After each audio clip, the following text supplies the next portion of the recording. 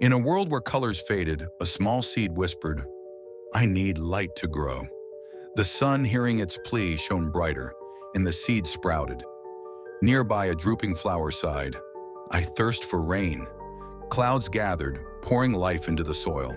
A bird, weak from hunger, chirped, "I seek food to sing." The earth offered seeds, and the bird's song filled the air. Each being, once undernourished, found strength through nature's gifts. "Together, we thrive," they echoed, realizing that nourishment was the key to vibrant life. "Share your light," the sun advised, "and watch the world bloom."